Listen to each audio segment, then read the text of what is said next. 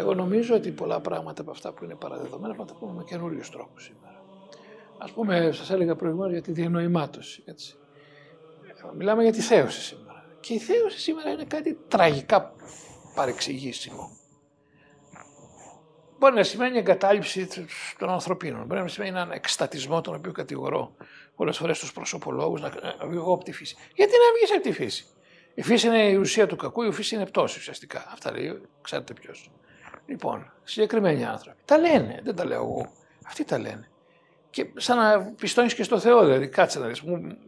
Τι περίεργο ένιγμα. Μου δημιουργείς έναν κόσμο τον οποίο πρέπει να δραπετεύσω. Σαδιστής είσαι. Άρρωστος είσαι. Δηλαδή, εγώ τι είμαι το, η μαϊμού, την οποία βλέπεις και διασκεδάζεις. Και βάζει και μέσα τη θέωση. Οπότε είναι η έκσταση της έκστασης στην ιωστήν. Από έκσταση σε έκσταση. Τι βλακίες είναι αυτά. Τι νόημα θα είχαν. Εγώ προσωπικά δεν θα με ενδιαφέρει καθόλου αυτό το πράγμα. Θα έλεγα, κοίταξε να δεις, αν έφτιαξες τον κόσμο. Δεν τα λέω εγώ αυτά.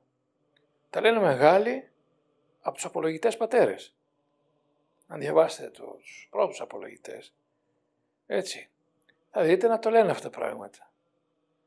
Ή εάν ο Θεός έφτιαξε τον κόσμο, έτσι πρέπει να μπορεί και να τον σώσει. Αν δεν τον μπορεί να τον σώσει, έτσι, ή δεν είναι Θεός, ή δεν έφτιαξε τον κόσμο. Διαβάστε τον Ιουστίνο, διαβάστε τον υπόλοιπο, τον πώς το λένε, τον Τατιανό κλπ. Δείτε πώς ακριβώς το λέει και μου κάνει και εντύπωση, τολμηρά πολύ. Επομένως, εάν αυτό το πράγμα αφορά τη σωτηρία της φύσεως και αν προσδοκούμε Ανάσταση νεκρών για κάποιο λόγο και ζωή του μέλλοντος όμως, ζωή πιανού του Θεού, ο Θεός είναι αυτό ζωή πιανού, της δημιουργίας. Έτσι. Η θεώση πρέπει να έχει κάποιες κατηγορίες, οι οποίες αφορούν τον τρόπο με τον οποίο καταλαβαίνουμε και εμείς την αιωνιότητα. Ή θα είναι μια αιωνιότητα που δεν την καταλαβαίνουμε. Θα την καταλαβαίνουμε, γιατί θα είναι δική μας η αιωνιότητα. Καταλάβατε, δώρο Θεού, αλλά δική μας η αιωνιότητα. Και εδώ μπαίνει και μεταξύ πολλών το ερώτημα του νοήματος. Και μπαίνουν και άλλα. Μπαίνει αυτό που λέω διυποστατική συνενέργεια. Έτσι. Που εξηγεί το πώς κοινωνώ με τους άλλους και με το Θεό. Και μπαίνουν μια σειρά από όρους, έχω βρει αρκετούς, δεν ξέρω, υπάρχουν και πολλοί άλλοι ακόμα, για να εξηγήσω στον εαυτό μου αυτό. Και τελικά φτάνομαι στη διανοημάτωση, η οποία όμως είναι ένας τρόπος να είμαι διάφανος ως νόημα για σας και να σας βοηθώ να φτιάξετε εσείς το δικό σας νόημα σε διάλογο με το δικό μου.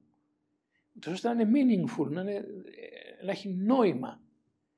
Η Βασιλεία του Θεού είναι κυρίως η κυριαρχία, καταλάβατε, μιας κατάστασης που έχει νόημα. Δεν λέω κάτι νοησιαρχικό νόημα, το οποίο καταλαβαίνω, αλλά κάτι το οποίο καταλαβαίνω ακόμα και αν είναι πέρα από την κατανόησή μου. Ότι είναι λογικό. Αν δείτε τα οράματα πατέρων οι οποίοι είχαν εμπειρία των εσχάτων και εμπειρία της Βασιλείας του Θεού, αισθανόντουσαν όλοι ότι αυτό που βλέπαν ήταν καταπληκτικά όμορφο, ναι, και καταπληκτικά λογικό. Δεν ήταν κάτι παράλογο. Ήταν πέρα από τη λογική, πάνω από τη λογική, αλλά όχι παράλογο. Καταλάβατε. Γιατί η έννοια της λογικότητας είναι χαρακτηριστικό του Θεού. Είναι λόγος ο Θεός όταν να μας απευθύνεται. Και ο πατήρ έχει λόγο, έχει καταφύσει λόγο. Έτσι. Δεν ξέρω αν αυτά που λέω είναι διαφωτιστικά. Αλλά πρέπει να δουλέψουμε έτσι και τότε αρχίσω να λέω έτσι είναι η θέωση. Αυτό με ενδιαφέρει. Και μπορώ να το κάνω. Και οποιαδήποτε άσκηση στην κατεύθυνση αυτή έχει ξαφνικά νόημα. Δεν ξέρω. Έχει νόημα. Είναι η οντολογία του αγιασμού. Αλλιώς θα μιλάμε για πράγματα. Μου ζήτησαν να μιλήσω σε ένα διεθνές συνέδριο για τη θέωση. Και λέω, ωραία, θα σας μιλήσω για τα ανθρωπολογικά στοιχεία της θέωσης. Τα ανθρωπολογικά και οντολογικά δεδομένα της θέωσης.